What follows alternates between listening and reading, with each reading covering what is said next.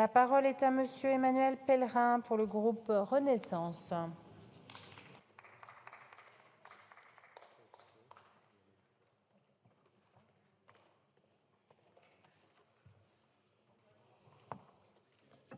monte, c'est génial, j'adore ce truc.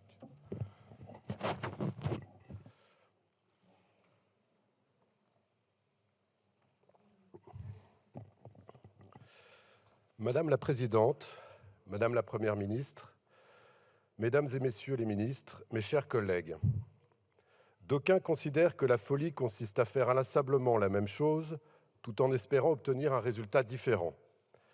Collègues de la France insoumise, vous conviendrez que l'exercice auquel nous nous prêtons une nouvelle fois aujourd'hui leur donne raison. Je vous le demande avec le dernier degré de sincérité dont je peux faire preuve. Quel est l'objectif de cette énième motion de censure ?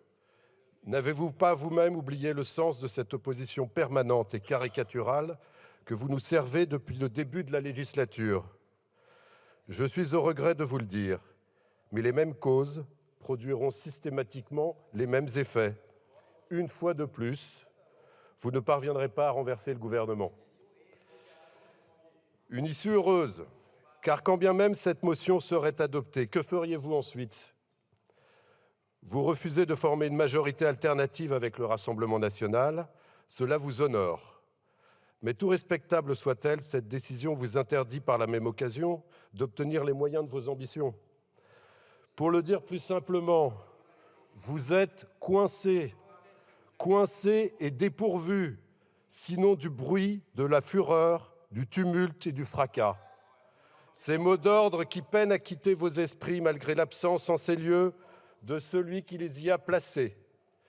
Cette situation est en vérité fort regrettable, car il ne tient qu'à vous de sortir de cette ornière où vous maintiennent vos propres dogmes. Vos futurs ex-partenaires de la NUPES l'ont bien compris, au point qu'ils ne s'interdisent plus de voter en faveur de mesures dont ils savent qu'elles sont bénéfiques pour les Françaises et les Français. L'exemple le plus récent qui me vient à l'esprit concerne la proposition de loi portant mesures pour bâtir la société du bien vieillir en France, que nous avons adoptée jeudi dernier avec le soutien des groupes socialistes et écologistes. Initialement animés d'une hostilité ouverte et franche vis-à-vis du texte, les discussions et les engagements pris de manière consensuelle, tant avec la majorité qu'avec le gouvernement, ont eu raison de leur réticence première. Une victoire, incontestablement, mais une victoire pour nos aînés et pour celles et ceux qui s'occupent d'eux au quotidien. Cette victoire, vous auriez pu en être acteur, mais une fois de plus, vous avez préféré vous opposer par principe à des mesures que nous n'en doutons pas, vous approuvez en votre fort intérieur. Ne craignons pas les mots, collègues insoumis. Il y a quelque chose de profondément puéril dans le fait de concevoir l'exercice de votre mandat à l'aune du conflit permanent. Lentement mais sûrement, vos alliés vous feront défaut, car ils savent que cette posture est incompatible avec les intérêts des Françaises et des Français.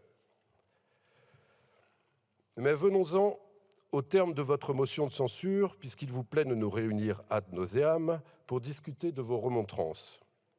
Celle-ci débute par l'une de ces contradictions auxquelles vous nous avez désormais habitués.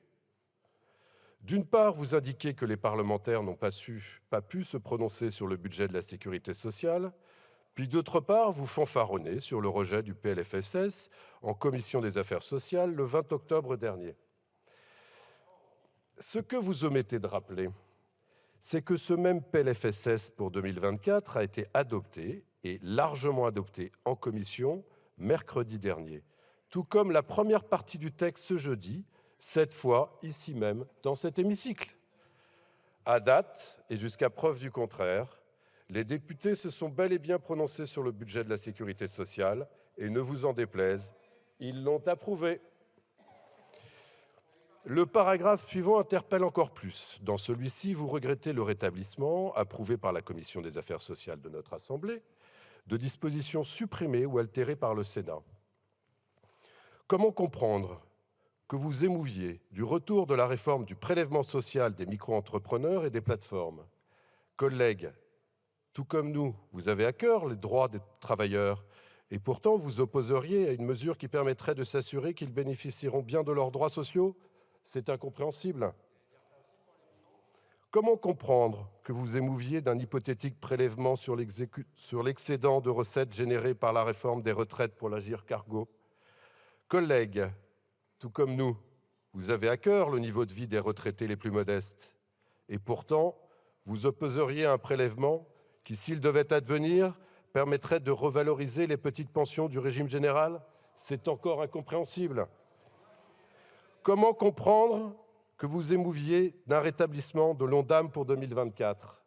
Collègues, tout comme nous, vous avez à cœur la santé des Françaises et des Français.